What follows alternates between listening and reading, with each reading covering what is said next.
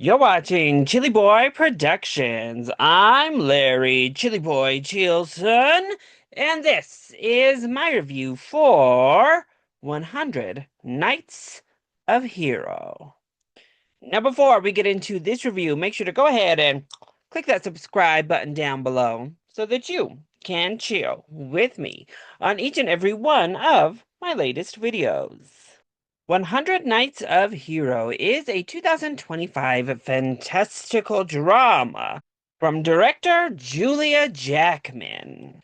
When a charming house guest arrives at a remote castle, the delicate dynamic between a neglectful husband, his innocent bride, and their devoted maid gets thrown into chaos.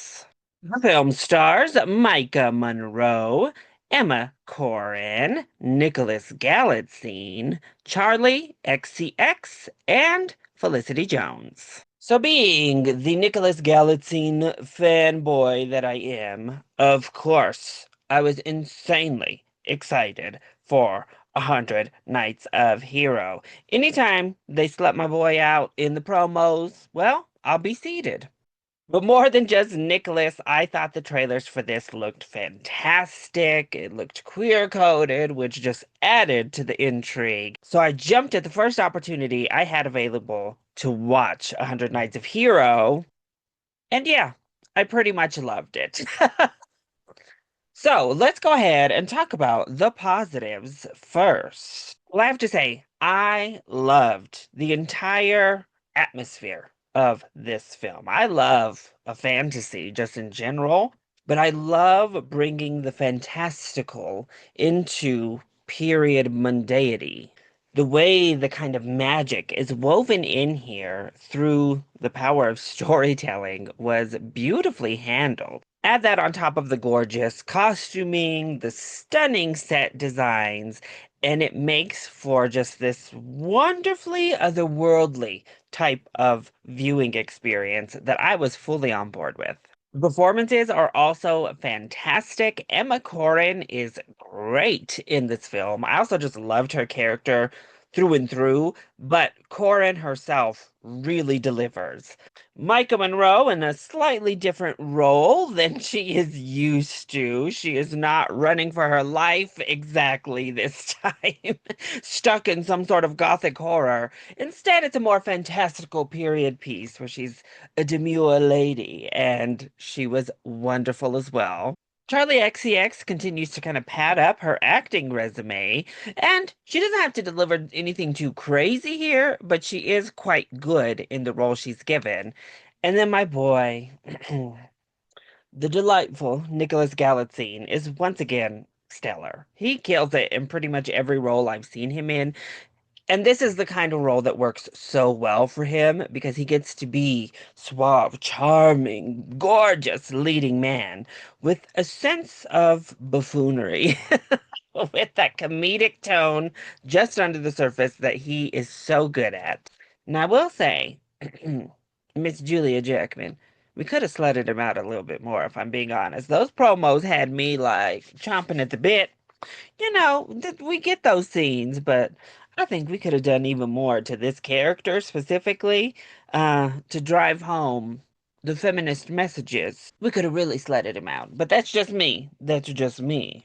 And then the messaging, I think, works quite well. It's obviously a very feminist film, but it's also a great queer film as well. And I really like the way they handled that aspect to the story.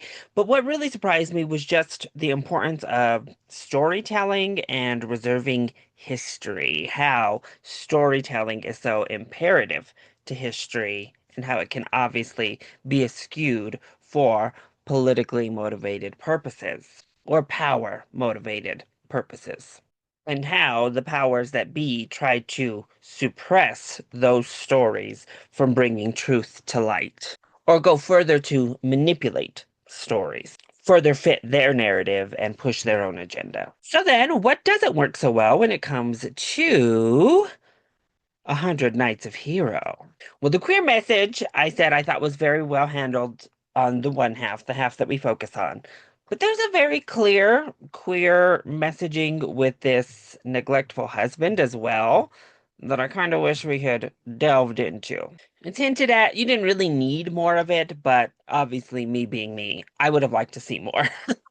I also do think we could have pushed some of these messages further or gone at least deeper beneath the surface. Because, particularly when it comes to the feminism of this film, it's not necessarily new or something innovative. Although effective, I do think we could have pushed it a bit more. And I think the way to accomplish that is getting a little bit further into the psyche of our characters. This is a very short film. I think it clocks in like right at that hour and a half mark.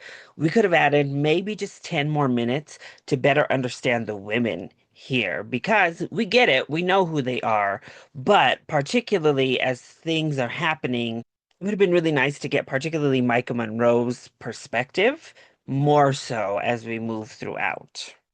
But overall, I really enjoyed 100 Nights of Hero. It gave me almost everything I needed. I'm still bitter about Nicholas not being sledded out enough, but other than that, it gave me what I had hoped for coming into this film. It was funny, it had a message I really got on board with, it was fantastical, and it's kind of like a nice little dark fairy tale that works just as a dark fairy tale. So if you have the opportunity to check out 100 Nights of Hero when it opens in theaters December 5th, I definitely hope you'll give this one a chance. You might just be surprised with how much you enjoy it as well. So that was my review for 100 Nights of Hero. I hope you enjoyed it. If you did, go ahead, click like down below and subscribe to the channel so that you are always up to date on all of my latest videos. Also, join in on the discussion. Are you excited to see 100 Nights of Hero? Let me know your thoughts either in that comment section down below, or you can hit me up over on Twitter and Blue Sky. I love you all so much for your continued support. Mwah. Thank you for watching, and we'll see you next time. Bye.